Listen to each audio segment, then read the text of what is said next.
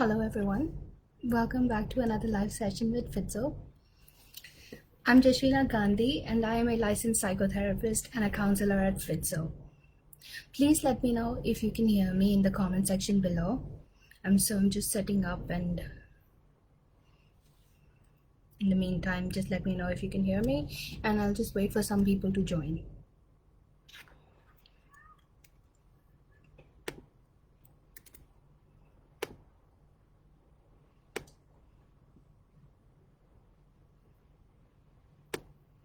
Okay, so I'm gonna begin this session, and I'll start by introducing myself. I'm Jashvina Gandhi and I am a licensed psychotherapist and a counselor at Fitzoh. I have done my training in Australia and I currently work in India in private practice. In today's session, it's going to be a little bit about eating disorders. So I'm going to try to help you understand what eating disorders are, and we'll try to get a little bit more about the details of what are the existing eating disorders in the DSM-5, the psychology behind those eating disorders, and how therapy can help us in combating those disorders. So eating disorders, by definition, are psychological conditions in which people experience unhealthy, obsessive, and disordered eating habits. And these cause disturbances in one's food habits and eating behaviors. But these disturbances are not limited to our eating habits alone, and they are also affecting thoughts, emotions, and behaviors of people in general with eating disorders. So people who are suffering from eating disorders typically become preoccupied with the thoughts of food and thoughts about their own body weight, which is really debilitating and distressing for them.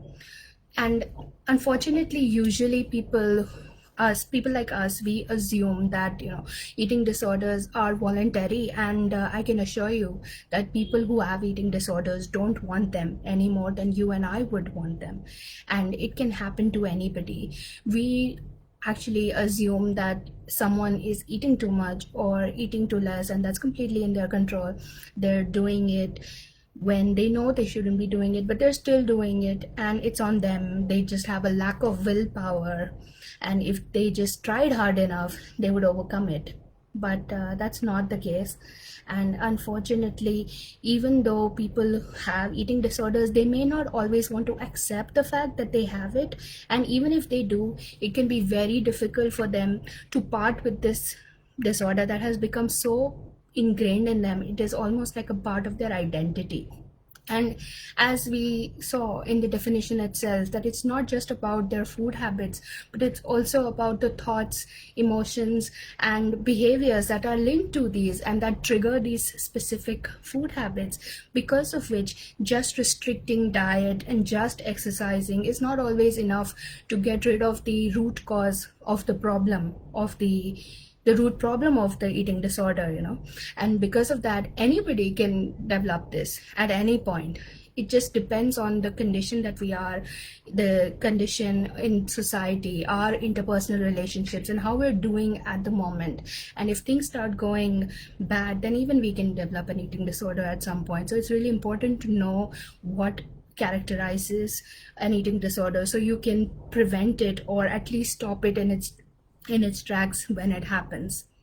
So there are many factors that affect the development of eating disorders, and one of the things is, of course, biological conditions and your own family history. But there's also society and social interaction with people that informs you. So if you have friends in your peer circle as a young person talking about body images and looking at social media and Instagram these days, with Instagram models who look a particular way, or even models in magazines, they look a particular way, and we all want to look like them.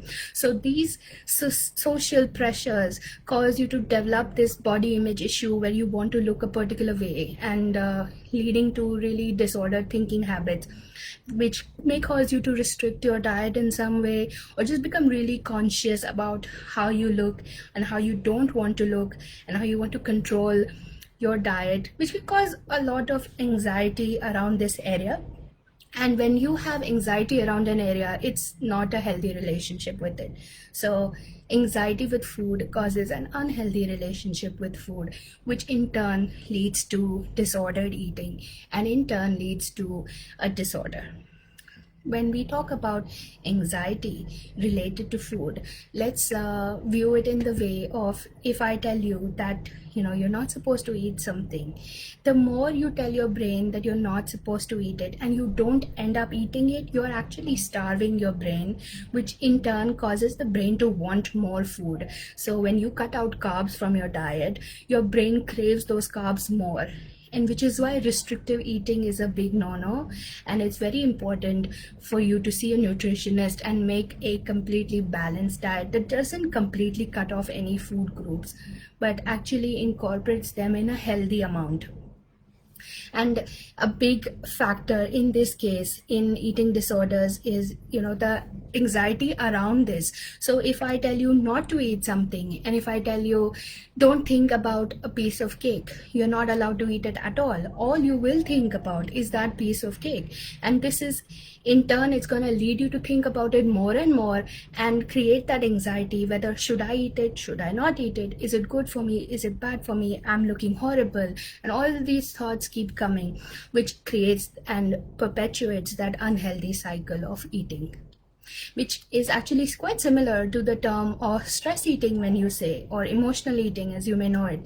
We say that during exam time we stress eat, and that we end up overeating at night, at midnight when you're studying for hours on end for exams. We all go through this stress eating where we eat too many carbs that make us feel better when we're feeling low or anxious. So the stress from exams is combated by eating too much, and that's exactly what happens, that the anxiety in eating disorder is combated through the means of eating too much food. So of course, in eating disorder, it's not as simple as stress eating. There are multiple factors that are at play when you talk about eating disorders. So people who have anorexia may have low self-esteem. They could even have this control issue where they really want to have control over an aspect of their life because they may not have control in any other aspect of their life.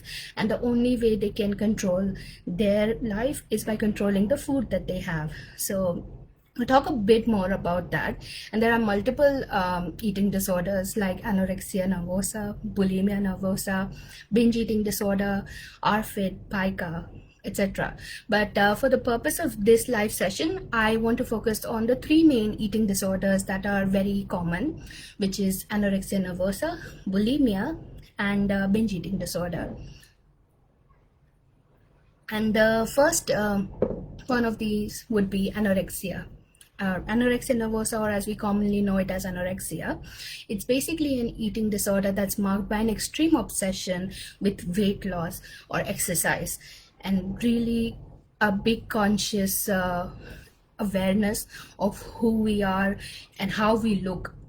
Rather than focusing on our health, the focus is on how we look and also how others perceive us. So it's mostly seen in young and middle-aged women, but it's also more and more being seen in young men these days.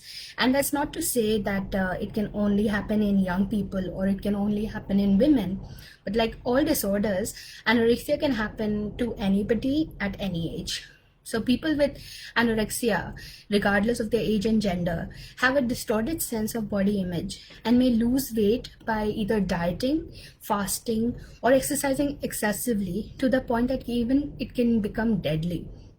So that's not an exaggeration when we say it can become deadly. It's often these ritualistic eating habits and body image issues that are so closely related to other comorbidities like depression and anxiety. They really come together to cause these habits whereby somebody completely cuts off food from their diet, and no matter how much you rationalize with them, it's very difficult to make people with anorexia get completely comfortable with the thought of eating food. And parents whose children may have anorexia, you may think that you just tell your child that it's okay, eat, nothing's gonna happen to you, you'll be completely fine. But unfortunately, it doesn't work that way. It's almost like a relationship that is formed between someone with anorexia and their condition. It's so much a part of them that it can be very scary to let go of that. It can be very scary for them to part with this disorder that they are friends with, almost at that point. That there are some people who describe their disorder as their companion. It's almost like, nobody else is there with me, but when I'm hungry, I have my anorexia with me, and I'm scared to let it go because this is part of who I am. So people with anorexia, they may not be able to let it go even if they want to, because of which it can become life-threatening. You can't force somebody to eat it, so you may have to hospitalize them and end up force feeding them. And this is unfortunately something that is commonly seen, and it's not always voluntary, but it could be because of the sense of perfectionism and the need for control that people have. And like I was saying before, that when we don't have control over other aspects, we don't have control over who our friends are, maybe we don't have friends, maybe we're getting bullied at school, so this is in turn it in turn leads to us trying to control our eating habits and trying to control the amount of food we take, and which unfortunately perpetuates that cycle. Similar to anorexia would be the second disorder that I want to talk about, which is bulimia nervosa, or bulimia as we commonly know it. This is characterized by recurrent and frequent episodes of eating a lot, which is mostly what we know as binge eating. And because of binge eating, it is then followed by compensatory behaviors. When you feel the guilt of binge eating, you end up compensating for it through either purging behaviors like vomiting or excessive exercise. And there are two types of compensatory behaviors actually. So one is purging, which is like vomiting or using laxatives or using diuretics to get rid of as much substance in you as possible, either through vomiting or urination or defecation. And then there are non-purging behaviors to get rid of the excess food and fat by not eating completely in certain periods. So this may follow the binge, such that you may not end up eating at all for a while and or end up exercising a lot, which is a very unhealthy relationship, as you can assume by the definition.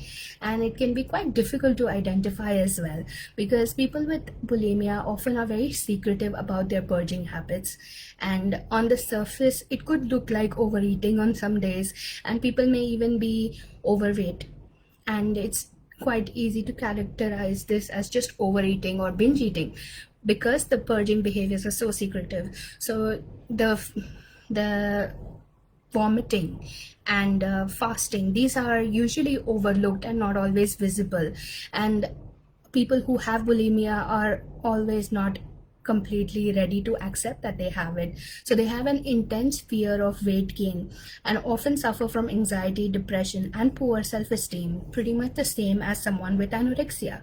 And it's very similar in terms of the low self-esteem and anxiety about bodies, but it's different in a way that there are episodes of binge eating which cause these which perpetuates this anxiety, and it then causes more guilt and more depression, and hence leads to these purging and compensatory behaviors.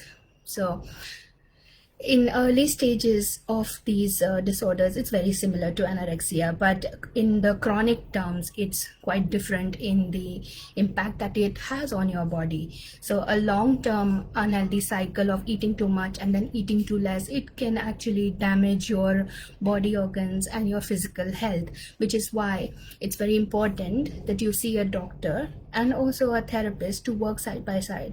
And oftentimes in psychotherapy, what we do is we work side by side with a doctor and a nutritionist to identify which areas that you are lacking and where we can improve that, and what additional nutrition you need. So a nutritionist helps with that as well. And you can not directly just get rid of the weight and just get rid of the eating habits and think that okay, the disorder is solved, so just exercise and just nutrition are not enough.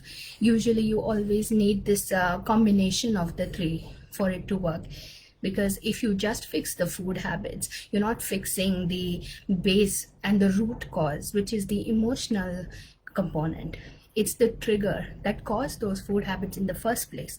And unless you can identify those triggers with therapy, and unless you can learn to deal with those triggers with few other coping mechanisms, then you won't be able to fix your eating disorder. And in therapy, we go through these coping mechanisms. This is something you learn through therapy. Coping skills are a big part of your therapy practice. And these coping skills are what will help you to deal with the anxiety that comes, and so that you don't end up in these binge eating episodes. Speaking of binge eating disorder is the third disorder that I want to talk to you about. It's quite similar to bulimia, except it does not have the purging component of bulimia. So binge eating disorder is marked by extreme overeating and not the compensatory behavior that comes with it. As a result, those with the disorder are very overweight or obese, because there is no compensatory behavior like exercising too much or fasting. So there is definitely just weight gain that happens. And because binge eating is chronic and happens over time, it can lead to serious health complications, particularly severe obesity, diabetes, hypertension, and cardiovascular diseases. So people with this disorder tend to eat much more rapidly, because of which they don't understand that they're full, and they may end up overeating so much that later on they feel very full. And when this goes on for a long time, of course it takes on a big toll on your body, and the obesity then leads to the diabetes and heart issues and hypertension. What happens is, when you look at it scientifically, when you and like when the normal people, so to say, when we eat, our stomach expands, the stomach stretches, and the vagal nerve, it transmits the signal to the hypothalamus, which then realizes that okay, the body is now full, and that's when you stop eating. But people with binge eating, they eat really fast, and because of this fast eating, the signal is delayed. The signal that says that you are full is delayed. So when the binge eating episode is over, the person may end up feeling extremely bloated and extremely full. This causes this sense of guilt and just feeling very ashamed about engaging in this behavior. Unfortunately, this guilt is not helpful, because as you know by now, that the negative emotions are what cause anxiety, which then in turn cause the unhealthy eating patterns. So when someone with a binge eating disorder engages in these episodes, and then which then causes the guilt, this is actually, it just ends up continuing that cycle of feeling bad and then eating, and then feeling bad and then eating, which causes significant distress in people who have this disorder. And for many patients with binge eating disorder, it is important to help them interrupt and stop these binges itself, so that this cycle stops in its track. But as I was saying before, that it's not just enough to stop this cycle by cutting out foods or by saying exercise and stop eating completely, because that does not end the cycle. It does not address the deep-seated issues that have caused the behavior in the first place. And the moment somebody goes through a tough situation in life, which they eventually will, they may encounter some issue because of which this habit of theirs will come back. And oftentimes people with binge eating disorder, when they do lose weight, they may end up gaining weight more than they did. So someone who lost 20 kilos would be feeling really good for a while because they're losing weight, but then something bad will happen and they may end up gaining that 20 kilos and more, which is not helpful. And it's actually more destructive to their sense of self-esteem and then their sense of self. So it's very important to address in psychotherapy the emotions and coping mechanisms that have led to these individuals to engage in their eating disorder, and also for them to help understand the thoughts and emotions that have triggered these disorders.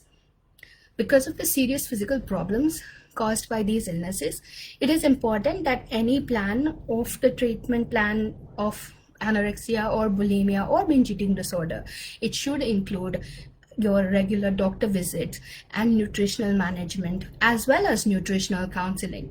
And these measures begin to rebuild your physical self as well as your healthy eating practices through nutrition and your psychological well-being as well, which is a long and winded road. As you can assume, recovering from an eating disorder can be very long, and it's an arduous process. In fact, once in recovery, people must continue to observe these healthy practices in order to prevent certain setbacks and relapses, which are quite common. It's a road with a lot of ups and downs, and treatment can help you provide the skills to combat that. Especially psychotherapy, like I said, can give you those coping skills. And the sooner in your disorder that you seek treatment, the better you have the outcomes. Whereas the more chronic the disorder has been, the more seated those habits have become. It's very difficult to interrupt, but it's not impossible. And it is definitely something that is recommended. Treatment is something that you should get if you have an eating disorder, or if you know someone who has an eating disorder. So when you do get these help in terms of nutrition and counseling, it can definitely help the person, and it can help you as a parent to not feel that guilt anymore that you have not helped your child, because just talking to them is not going to help. Just trying to make them see the rational side is not going to help as well.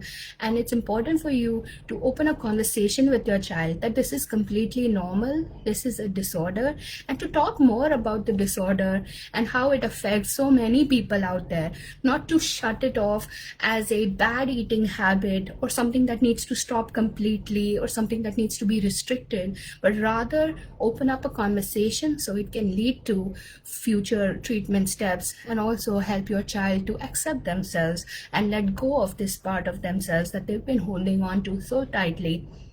As I said, one of the reasons that children or adults with eating disorders hold on to their part is because it becomes a part of their identity, and they don't know who they would be without it, or whether they would be lonely or even have anybody. So it's very important to show that person you love that you're there for them and that you will be for them.